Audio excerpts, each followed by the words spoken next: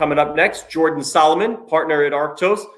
They took a look for some perspectives from industry leaders to see what their view is of where we are in sports. Let's take a look at that.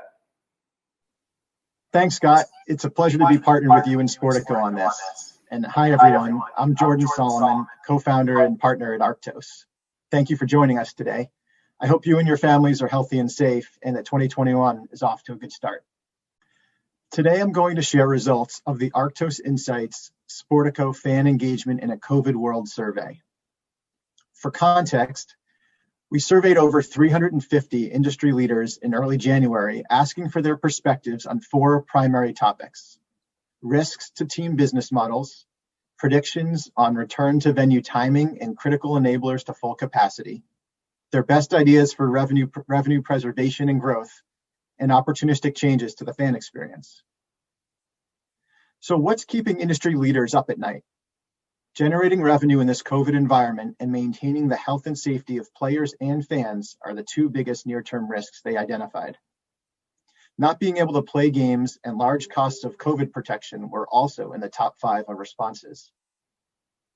Executives believe the best strategies to protect team value in the near term are engaging with fans on social media, implementing thorough health protocols, and because fans aren't able to attend games, meeting current sponsor needs and developing a new inventory to fulfill existing sponsorship contracts or generate new revenue is very much top of mind. The NHL is a prime example of executing on this sponsor-focused strategy with their new helmet decals and naming rights for their 4 divisions. As you heard from my partner Ian Charles earlier today, according to Super Forecaster data, experts believe that we should reach herd immunity by the end of Q3 2021. In contrast, 65% of respondents to our survey see fans returning to venues in 2022, indicating either sports industry conservatism or hesitance to believe that reaching herd immunity will be enough to coax back fans to full attendance. Executives say that critical to enabling this return to venues are changes to the fan journey around seating, sanitization, and entry process, and that including rapid testing and touchless ticketing, tools we heard Jerome from Clear tell us about earlier, are critical to that success. Shifting now to longer-term risks to the industry, executives are concerned that fans may be hesitant to return to venues even when vaccines are fully deployed, or that their preferences will change. For example, not wanting to attend games as regularly, or for younger fans, watching games more on screens rather than in person. There's also concern in answers 3 to 5 about more macro issues like a recurrence of the pandemic and broader economic recovery.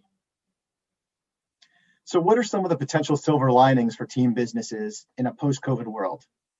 Executives see opportunities for improvement to the fan experience through improved digitalization of venues, such as more personalized experiences for fans and in-game sports betting, improved ingress and egress, and better access to players and experiences through technologies such as mic'd up players on TV and new camera angles, such as those the NFL has debuted this season. Additional opportunities may come from new sources of revenue catalyzed by the pandemic. In-venue connectivity and sports betting were by far the top vote getters in our survey, and recent data from New Jersey showing the growth in sports betting sure supports this finding. Other opportunities identified by respondents include new sponsorship opportunities, such as those the NBA added in the bubble that you can see here on the slide, as well as contactless payments and monetizing fan data. So this concludes my overview of the results from our survey of industry executives. There were several headlines that we will continue to monitor in the months and years to come. And now I'll turn it back over to Scott, who's going to lead a discussion about these issues and more with 3 of the industry's most successful leaders. Scott, back to you.